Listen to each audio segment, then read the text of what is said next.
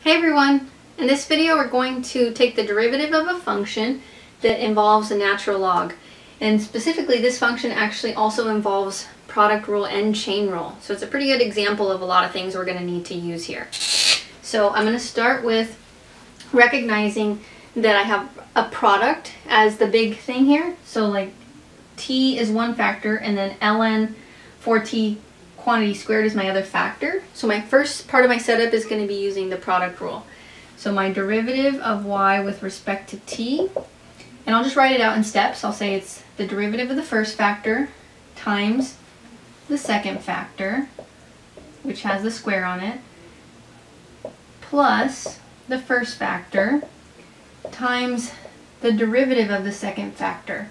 Now on this one, this part is where I'm going to need the chain rule, because it's the quantity squared, so that derivative will have the chain rule. So then right here, derivative of t is just 1, and then we keep the ln of 4t quantity squared, and then in the back over here, this term, we have t times, and let's do the chain rule. So the derivative of the outside is going to be from my power rule. I'm going to bring the 2 down, so 2 times my inside and then first power. There's my power rule. So I did the derivative of the outside. Keep the inside the same. And then times the derivative of the inside. So the inside, if I kind of just focus back on my previous step, the inside starts with ln. So the derivative of natural log is 1 over the argument of the natural log. But this one also needs chain rule one more time, because the inside of the natural log has something else going on. It has a 4t instead of just like t by itself. So times the derivative of the inside. So times the derivative of 4t, which is 4. Okay, so just to clarify, this part right here needed the chain rule twice. I did the derivative of the outside, which was the power rule, bringing down the 2, subtracting 1.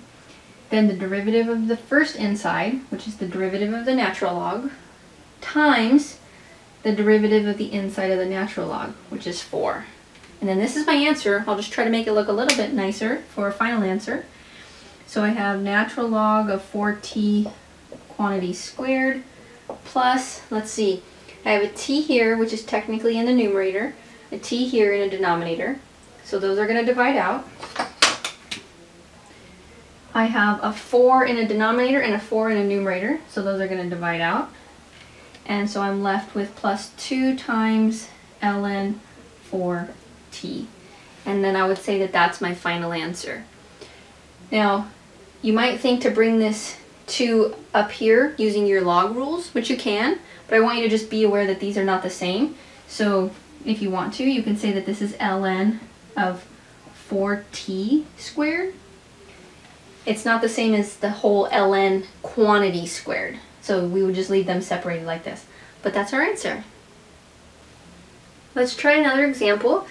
This time our function has natural logs in it again, and we are going to find the derivative with respect to x. So the first thing I'm noticing is that I have a like fraction or quotient, and my variable x is both in the numerator and the denominator. So I do have to use the quotient rule to find this derivative. So I want to notice that first so that I can set up my format for my derivative. So I have the derivative of y with respect to x, and I'm going to just work it out with all my steps showing my quotient rule. So derivative of the top times the bottom minus, according to the quotient rule, minus the top times the derivative of the bottom all over the bottom squared. Okay, so there's my quotient rule. Now I'm going to find the derivatives of these terms within it. So derivative of natural log of x is just 1 over x. Okay, there's nothing extra going on here with the x, so no need for chain rule there. Times what was already there, 5 plus natural log of x, minus natural log of x times this derivative. Derivative of 5 is 0, plus derivative of natural log of x is 1 over x over the bottom squared. And at this point, this is the answer. I could just try to make it look a little bit better, but this is it. So let's see what we can do. I have a 1 over x in both terms on top. I'm going to go ahead and factor that out. So I have 1 over x times what's left over, which is, I'll put it in parentheses, 5 plus ln x, and then minus, because I factored this out, minus ln x over what was the bottom squared. Okay, so it is simplifying a little bit. If right here I go ahead and say natural log x minus natural log of x is 0. So then I get 1 over x times, on top is just 5. I can kind of skip to the answer, but I'll do it in 2 steps. The bottom squared here, and then what I would say is my final answer is right here, 5 over x times my original denominator squared. Okay, and that's it for that one. Okay, let's try one more example. So this time our derivative is going to be of this function where I have 5 natural log of 2 natural log of x. So this one has chain rule because I have a few different inside things going on. Natural log of something, this is the inside, and then ln of x, the x is the inside again. Okay, so we're going to do the derivative here of the outside. So 5 is just a constant, so my derivative is just 5 times the derivative of the rest of this. So derivative of natural log of something is 1 over the something.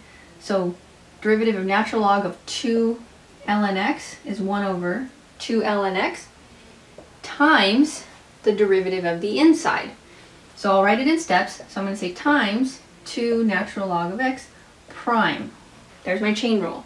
Derivative of the inside of the natural log here. So this part here, this is again a constant, so I'm going to say my derivative of this term is 2 times the derivative of this. So derivative of ln x is 1 over x, and then that's my answer. Put it all together, make it look a little nicer.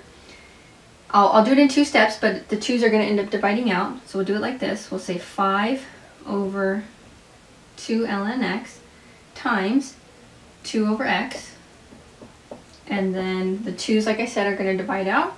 So we have 5 over ln of x times x. Just to avoid confusion, I'm going to put this times x in the front. So x ln x.